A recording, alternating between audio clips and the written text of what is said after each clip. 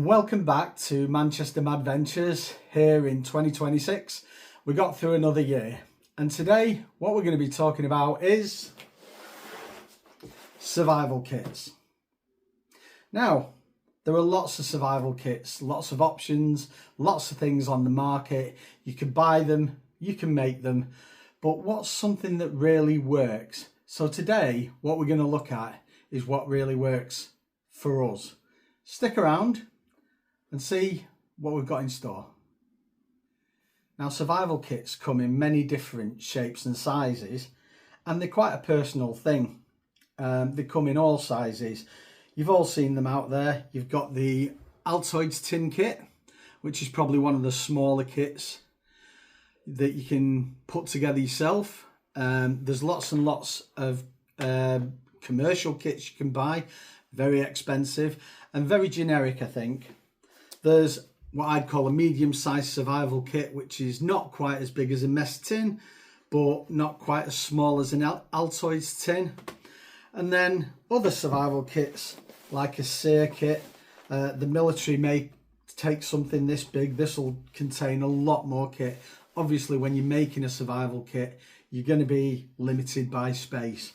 So, you know, the military have totally different priorities. They don't just need to survive. Sometimes they have to remain undetected. Sometimes they have to stay hidden for days, weeks. So they'll have more specialised gear for the theatre of operations that they're in. So something round about this size. And then, of course, you can go all the way up to the bug out bag or get home bag or survival bag, call it what you will, vehicle bag. And these can be anything from 20 litres, 25 litres. Some people have them like 80, 100 litres. It's all down to personal preference. But you've got to remember, if you're going to be carrying it, you want it to be able to work, and you want to carry it either on your person or in a pack. Now, if you've got a massive big thing that's just, you know, weighs 20-30 kilos, you're not going to be wanting to carry that as a survival kit. You might as well be carrying a full camping kit. So without further ado, let's move on. So the kit we're going to be focusing on today is this, which I call the kind of middle of the road survival kit. It's not Altoids tin, pocketable. It probably won't fit in a chest pocket, but it will fit in a cargo pocket. It probably weighs in at about a pound, maybe £1.5 pounds tops. So it's not a lot to carry. And in my opinion, for the kind of climate we're in, a temperate climate, which is, you know, it's neither Arctic, it's not desert, it's middle of the road. Everything in here has a use, and I think I've packed the survival priorities in here that could get me through a night or two out in the cold or the wet. You know, if your car breaks down and you need to walk away from it, generally I'd say stay with your vehicle, because that's, you know, it's a big thing and it can be spotted a lot easier. But if you do need to walk out, or if you need to get yourself out of a pickle, then having something this small but this versatile can really help. So let's dig into the contents. Okay, so let's dive in. First of all, we've got the tin itself. These are available online. They're quite cheap. They're like a roll top tin. They have these little roller closures on them, keeps it very secure. And around that, I've got 4 small Ranger bands.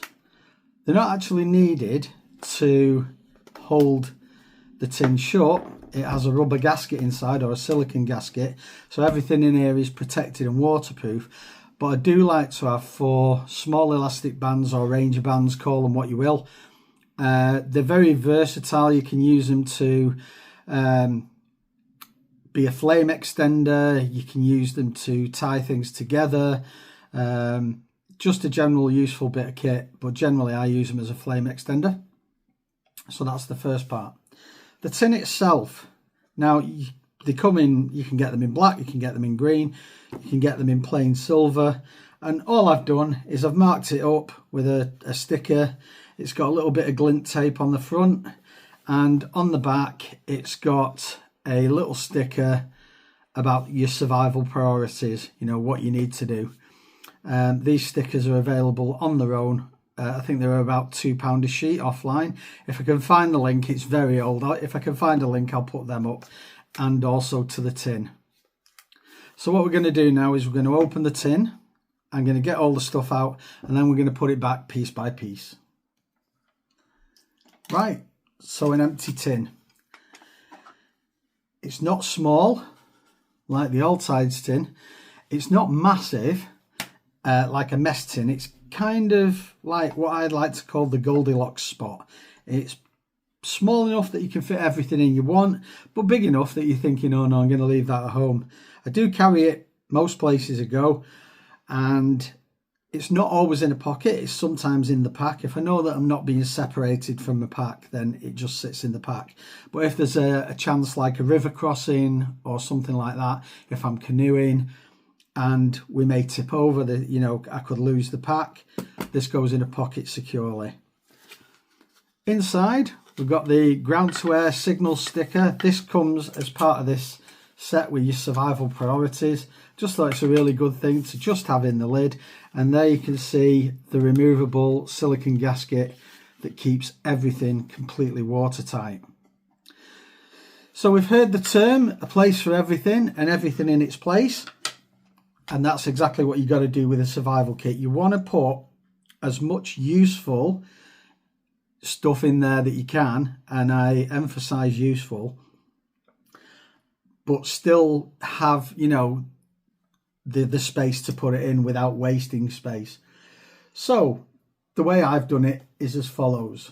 First thing I put in is what I call the flat stuff. So here I've got a small signal mirror. It's just a stainless steel mirror. As well, it's got the international Morse code on it. This is just a little printout, nothing more. It's just as a reminder should you need it. And the mirror itself isn't glass, it isn't plastic, it's polished stainless steel. And I keep it in this small baggie just to make sure that it's protected and it doesn't get all scratched up and stays shiny. So that's number one in. Number two, I have a Fresnel or Fresnel lens, depending on which way you pronounce it. It's basically a flat magnifying glass. These are mere microns thick.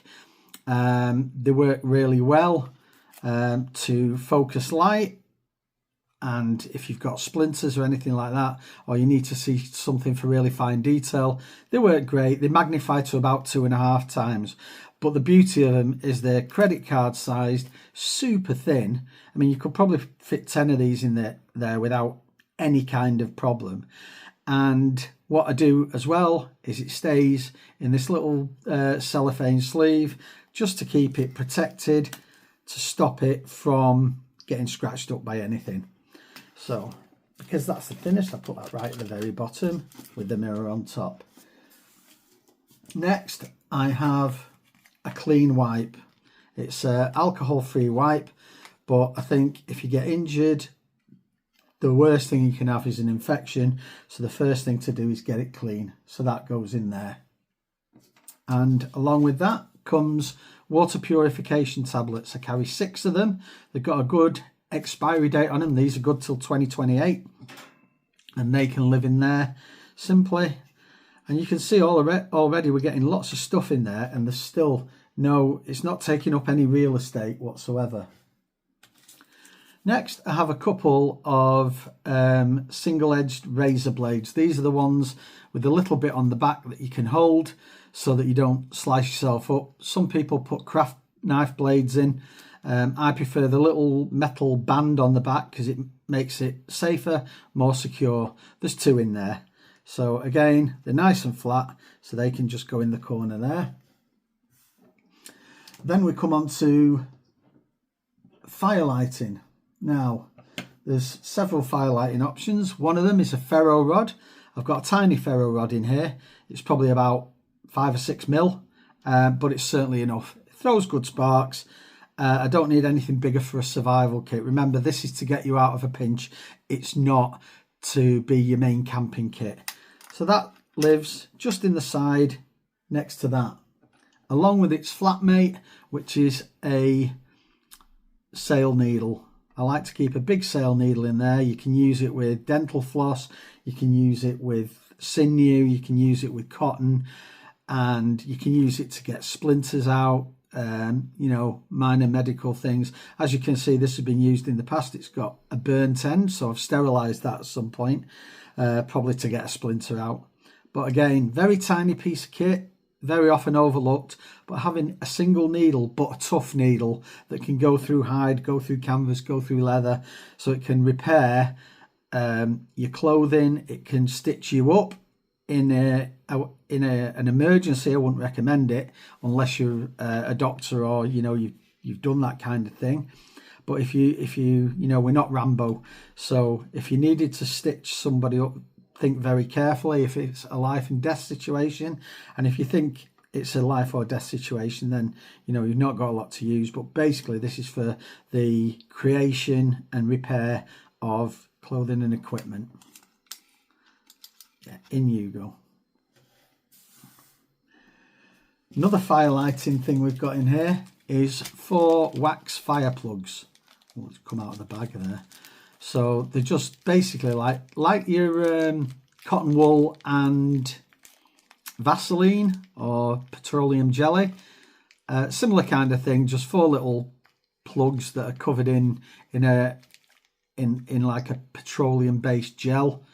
And they're like a flame extender, so once you know, got to where you're going, you can fluff them up, strike your spark in, and they should take it for a couple of minutes, give you enough time to get your fire going. In you go. Another fire making item we've got is a lighter. Now this one, I can't remember where I picked it up from, but it's super thin. I think it was online actually. It's a gas lighter. It's one of these jet flame lighters. So you just lift the top and there you go. So I don't know whether you can see that little jet flame lighter. I'm sure with the size of it, it's not going to last forever. You know, maybe 50 or 100 lights and then the gas will be done, but you've still got a flint in there that could be used. But it's nice to have a small lighter, so that if it's cold, it's wet, you're shivering, you don't want to be messing around with flints and steels and strikers, stuff like that. You want a fire, you want it quick, and that's a good option. Along with those, we have your ubiquitous stormproof matches. So we've got plenty of options for fire in there. Great. I'm happy with those. And to go along with it, I've got a little tiny piece of fat wood. Again, remember, this is just to get your fire going. Once your fire's going, put this out, put it back in the tin. You know, use it like a big match. But it's just to give you that extra help, because sometimes making fire, especially when you're cold, you're hungry, you're scared, you're lost. You just want that warmth, and the psychological value of that warmth is phenomenal. Cutting tools. So in here I carry a Leatherman Micra. Nice little tool.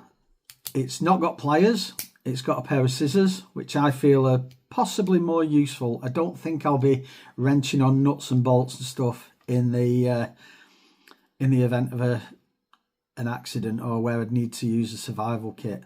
What it does have though, it has a small little, probably 1.5 inch blade, but rather sharp. Really quite like it. There's a file for filing burrs down, or sometimes if you've got a hangnail, you know, it just becomes a little bit of a pain in the butt. Just file that down. And on the other side we have tweezers, great for getting ticks out and the like, a couple of screwdrivers, and I'm sure, yes, the ubiquitous bottle opener. Every survival tool in the world thinks that you're going to have to open a bottle at some time. So yeah, so in he goes there. In fact, I'll put you across there. You can see I'm moving stuff around slightly so everything kind of fits. Next we've got gaffer tape or duct tape, call it what you will. I've got a little piece of credit card in there, or, you know, store cards. You've all got them lying around in your junk drawer. Just cut a little bit to the size you want, wrap it over and over. I've probably got about 3 meters here, but you can see by the thickness, it's compact. Again, it's flat, so it just fits in to your survival kit with no bulk. It's all about sort of stopping this bulk. We don't want the bulk coming in. Lighting. I've got a little flashlight here. It runs on 1 AAA. It's called a Skill Hunt E3A. Can't remember where I got it from, but for the size of it, super bright little flashlight, and it lasts ages on a lithium AAA. Just 1 AAA. On here as well, I've got some luminous tape, and because it's one of the more important parts of my kit, I do have a little bit of brighter identification on it, because if I drop that, I mean the size of it, if I drop that in the grass, chances of seeing it are slim to none. So it's like, right, okay, let's throw a little bit of green on it, or you know, this is reflective tape, so that you know, I've got half a chance of seeing it. Again, on a similar vein, signalling. I've got a little brass whistle in here. Again, it's probably off one of the old Chinese sites, not sure. And because it's dull and it's brass, I've put this little tiny tag on just so that I can find it, you know, if I need to, if I drop it.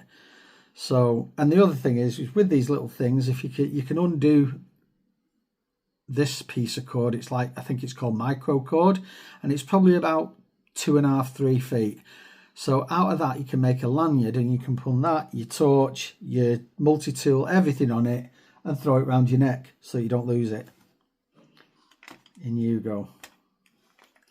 So as you can see, we're starting to fill up. What I do have is a sewing kit.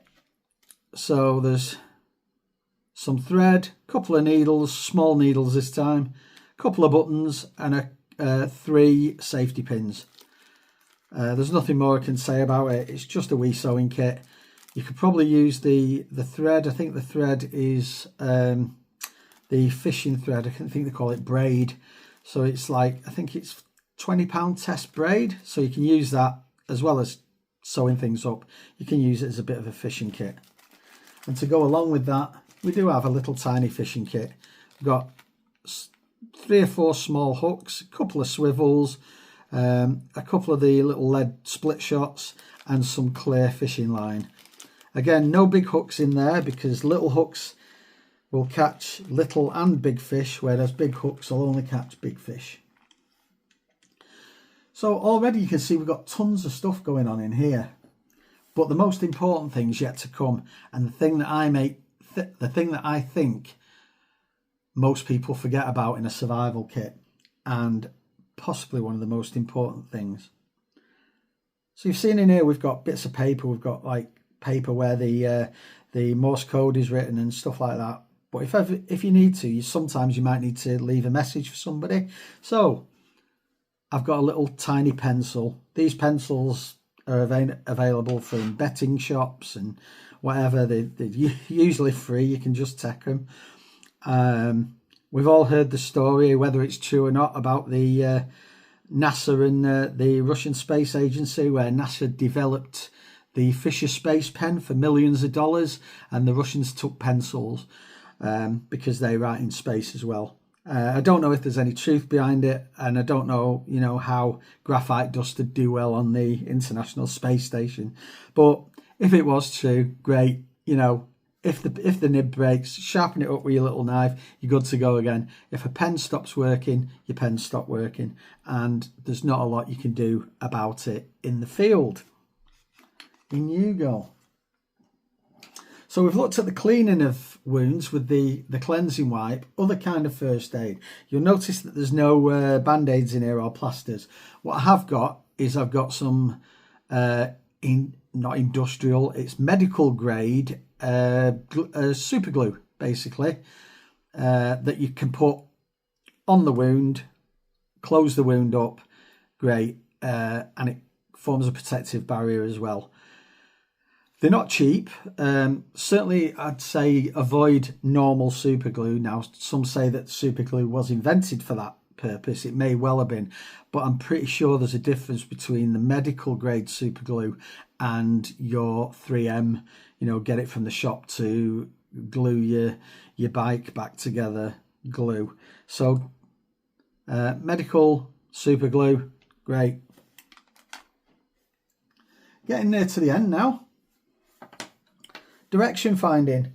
You could try finding your direction with trees, moss on trees, putting sticks into the earth, using your watch. There's lots and lots of ways to find north and to find your direction. But if you're marching or walking on a bearing, you can't guarantee that that bearing's going to always stay the same. The sun changes direction.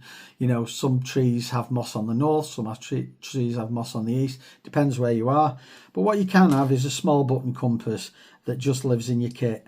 Now this one it's a very cheap thing, probably less than £1, or you get like 10 for £5 or something. But the most important thing is, if you haven't got a reliable compass, what I call a calibrated compass, like one of the better makes, Sunto, Silver, Rector, somewhere like that, where you can put this beside it and compare it, then don't trust the button compasses until you've sort of made sure that it's pointing north. Now this one does, and it does it very well. It's right on the button, so pardon the pun. But yeah, so that one goes in. I think I had about 7 or 8 of these at some point, and about 5 of them were off. So button compasses can be a great thing, but at the same time, you've got to make sure that it's an accurate one, because if it's not accurate, it's just a piece of plastic. So that's earned a place in there. Also, when using a compass, it goes without saying, keep it away from any metal, because that'll immediately change your bearing. Flame extenders. I've got a little tiny candle. It's not a birthday candle, it's just a little bit bigger. But again, that goes in there, and it's just, once you've lit a match, get into the habit of lighting your candle, keeping it sheltered, keeping it protected. And in that way, you've got a lot longer fire. If sort of you try it with your match and your match goes out, you can then relight your match from the candle, or you can relight your tinder from the candle. It's worth its weight in the pack. A couple of little bits of stainless steel wire, great for all sorts of things. They're good for repair, they're good for binding up things, good for making snares. So again, 2 small bits, nothing exceptional. They're just a little bit of stainless steel wire, and they earn a place in the pack. Now, if you've stuck with us for this long, one of the most important things that I see forgotten in every kind of survival kit, even the big ones, a shelter element. You know the rule of 3s everybody talks about: 3 minutes without air, 3 days without water, 3 weeks without food. What they don't tend to tell you is 3 hours without shelter. So your primary shelter is your clothing, your jacket, your pants, or whatever. But what you want to do is you want to be able to get yourself sheltered if you're out for any amount of time. And what I've got in here is the old-fashioned space blanket, or mylar blanket. Now what I've done with this one is I've vacuum packed it, so it's super compressed, and yeah, once I open it, it won't be going back in here, but I could stuff it into a pocket. The only downside to these is they're notoriously brittle and notoriously delicate, so you've got to treat them with a kid glove. I wouldn't use this as a shelter. What I'd do is I'd make a shelter frame and then use this inside over the twigs and boughs or whatever you've got making your roof, and use this to waterproof it, and then put moss on the top or something to protect it. You've got your duct tape in there if you really needed to sort of tie it out. What I'd be tempted to do is reinforce the corners of it with duct tape and then make a little hole in the duct tape rather than try and tie the corners, because I think you'll find that you'll probably tear it. But again, at the very least, you can wrap this around yourself. People make the mistake of thinking this makes them warm. It doesn't make you warm. What it does is reflects the heat. If you're already cold, this isn't going to warm you up, but it will stop you getting any colder, and it'll give you a break from the wind while you can get your fire going and really warm up. So a shelter element, in my opinion, is crucial in the temperate environment. You know, when you've got places that have wind, you've got places that have rain, shelter is key. So in you go on the top, straight in there. And as you can see, everything's getting really quite close now. And finally, I've got this piece of kit that I've not seen for ages, and I've always thought it was a really good bit of kit. Now, a pry bar is useful. So on this, I've got a little pry bar. Of course, it's got a bottle opener. Everything has a bottle opener. But there's a little pry bar on the end here. And what this is, many years ago, when I was like sort of almost a kid, somebody bought me one of those Rambo knives, and it was called an Aitor Jungle King, A-I-T-O-R, Jungle King knife. It had a hollow handle and the compass and everything, all the things that you shouldn't really bother with in a survival knife. But it had an outer sheath that you could keep a catapult in. It had like this metal kind of cassette that slotted in the back, and it had a catapult band in, and the sheath turned into a catapult. If I can find a picture of one, I'll put it up. But also in that sheath, it had this. And this is like a little spear, if you like, a little, just a little spear. And I've used this multiple times, and it's a great little bit of kit. If you could buy that on its own, just to put in a survival kit, I like it. I've skewered animals with it. I've picked stuff up that I've dropped down bits of gullies with it. I've cleaned out things with the point of it. Of course, I've opened beer bottles with it. And yeah, it was, the knife itself was absolute garbage. It really was. And it was, but you know, back in them days, everybody was getting these cheap, nasty knives with hollow handles that had a bit of fishing line and a match in, and thinking that they could go out into the woods and live forever. But this one thing, the knife's long gone. That was put in the trash many years ago. But this thing I've probably had 40 years, and yeah, every single survival kit it goes in. I don't have multiple survival kits generally. I have one, this one, but this little thing, I'll do a quick search when I finish the video, and if I can find a link to just this, I'll put it in the description, because I think it deserves a place in your survival kit, because it's just a great little spear. Because you shouldn't be tying your knife to sticks and trying to spear things with it. Quickest way to lose or damage your knife. But this little thing, if you lose or damage it, what the hey, you've lost it. But it's just one of those little things that's really useful and worked for me. So he's last in the lid. And finally what we do is we just pop your lid right over. Where are we? There we go.